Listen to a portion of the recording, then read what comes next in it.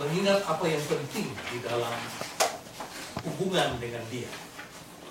Dan Yesus tegaskan bahwa hubungan dengan Dia bukan hanya sampai pada percaya saja. Bukan hanya sampai kepada mendengarkan sabdanya. Tetapi Yesus tegaskan hal yang paling dasar, dikatakan, kamu harus mengasihi aku. Maka sebagai orang Kristiani, hal yang tidak mudah yaitu bagaimana kita beragama, tetapi beragama untuk mengasihi Allah. Dan tidak ada agama dalam dunia ini yang mengajarkan seperti itu. Semua agama mengajarkan kita berbuat baik, tapi hanya Yesus yang ajarkan supaya kita mengasihi. Bukan hanya mengasihi sesama, tapi mengasihi Dia. Dan Yesus tegaskan, kalau kamu mengasihi aku, kamu akan menuruti segala perintah. Artinya inilah tandanya kamu mengasihi aku, yaitu kamu menuruti perintah. Tapi kalau orang menuruti perintah itu ada dua macam paling kurang. Ada orang menuruti perintah karena takut, ya. Karena kewajiban, takut dihukum. Karena ini kewajiban agama, takut nanti kena sial, takut nanti Tuhan tidak memberkati dan sebagainya. Tapi ada orang, dan ini yang Yesus ajarkan, kita melakukan itu karena kita mengasihinya. Dan kita belajar untuk bersikap demikian. Ada orang mengatakan, Romo, saya sudah berdosa karena saya lupa berdoa, atau saya tidak berdoa. Sebenarnya yang lebih penting, apakah ketika saya berdoa karena kasih kepada Tuhan atau hanya karena kebiasaan saja? Kita perlu membangun satu sikap, saya melakukan semua ini karena saya mengasihi. Dan inilah yang diajarkan Yesus pada hari ini. Waktu saya kecil, Mama sering suruh-suruh kan, dan kita anak-anak tuh jengkel juga, gak bisa bermain betul-betul. Mau main dipanggil disuruh, baru main sedikit dipanggil lagi disuruh. Tapi Mama mempunyai cara, kalau itu hal yang penting dia akan katakan, kalau kamu sayang Mama, tolong buatkan Mama teh. Walaupun saya lagi sibuk kerja bermain, saya akan pasti lakukan itu. Juga kakak-kakak yang lain. Demikian Yesus juga mengatakan, kalau kamu mengasihi aku, kamu akan melakukan apa yang aku perintahkan. Kita melihat di dalam hubungan kasih, ada satu ketaatan bukan karena takut, tapi karena kasih itu sendiri. Kita hidup di dalam suatu budaya yang tidak banyak menggunakan kata I love you. Saya mungkin mengatakan I love you atau saya sayang mama papa itu nanti kemudian setelah saya dari Amerika. Ya. Papa mama, saya sayang papa mama. Indah. Tetapi ada orang bertanya pada saya, lalu bagaimana kalian mengetahui kalau kalian itu dicintai? Kalau orang tidak mengatakan I love you, saya mengatakan dengan gampang, saya merasa dicintai dengan melihat bagaimana dia memperlakukan saya, how they treat us.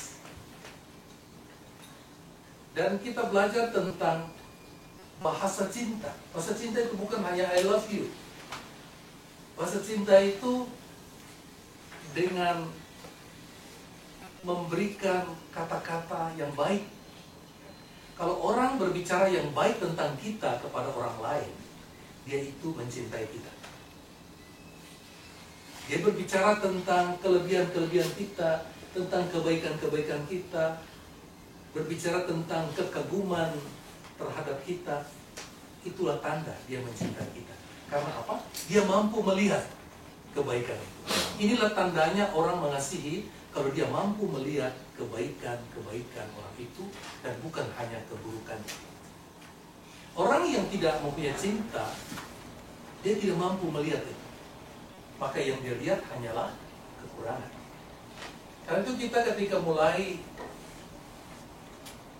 membenci orang, kita tidak mampu melihat lagi kebaikannya. Karena cinta itu tidak ada dalam diri kita. Bahasa cinta yang kedua, yaitu dengan memberikan waktu kepada orang itu. Kalau kita diterima oleh teman,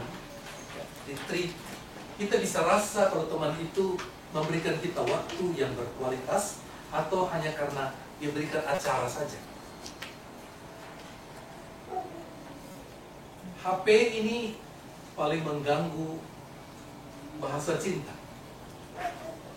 Kita sudah menyiapkan acara untuk menyatakan perhatian dan cinta pada seseorang, tapi ketika acara itu berjalan, kita sibuk dengan HP. Lalu quality of time menjadi cacat.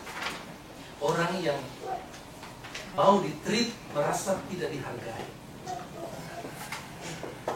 Saya sering juga jatuh dalam hal demikian. Ini kena pada kita semua. 2 minggu lalu Uskup Rutilo datang makan di rumah. Karena saya duduk sebagai sopan santun bagi warga rumah, tapi dia kan ngobrol sama pastor paroki ya. Saya duduk di situ. Nah, lalu karena saya tidak terlibat pembicaraan, saya keluarkan HP dan saya cek settingnya BlackBerry, BBM. Tiba-tiba Uskup lihat saya, Brother Budi, how are you? Keras sekali. I'm fine, Bishop. Lalu dia arahkan pembicaraan ke saya. So, how is the hospital? Saya jawab, still there. Tapi saya mengerti bahwa dia menegur. Dia mengatakan, waktu ini, waktu kita.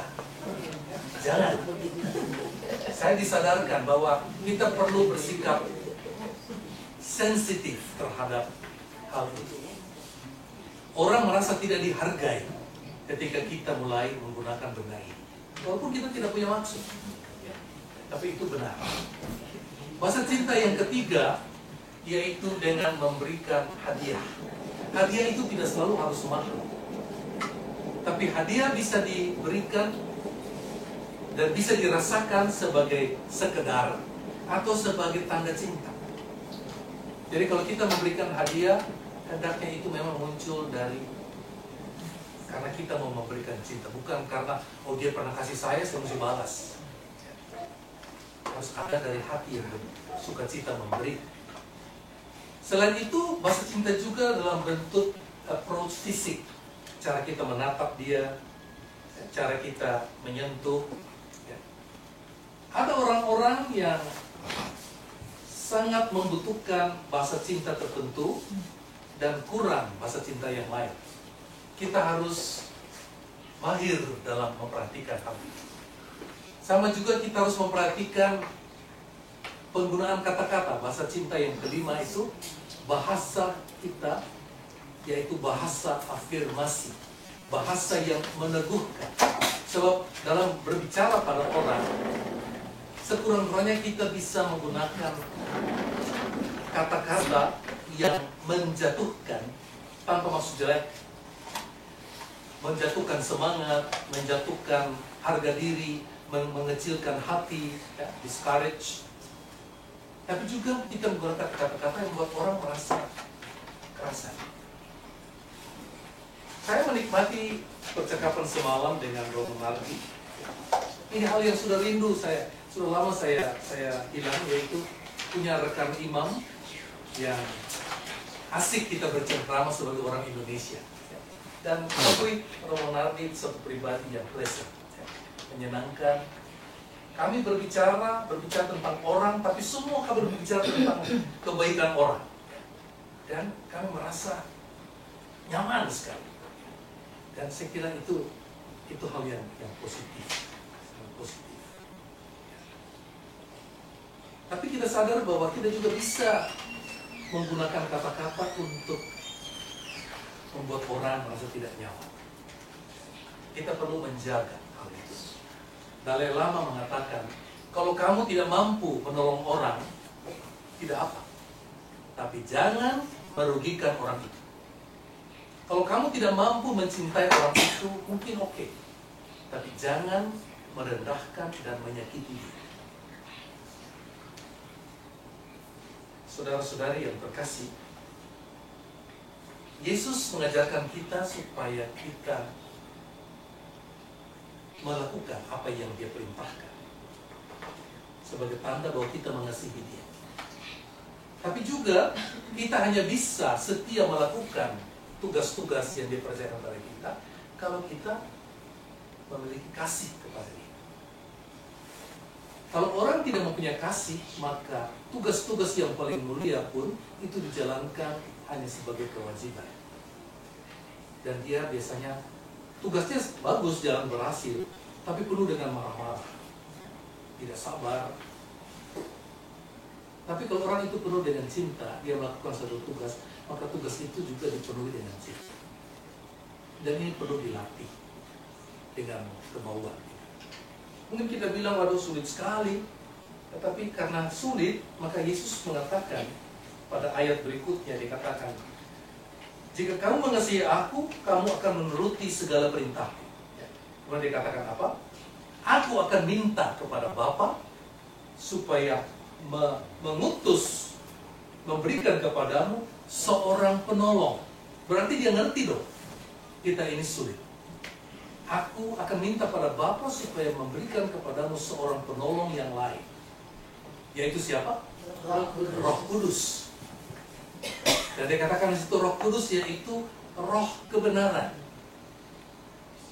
roh penghibur, roh cinta kasih,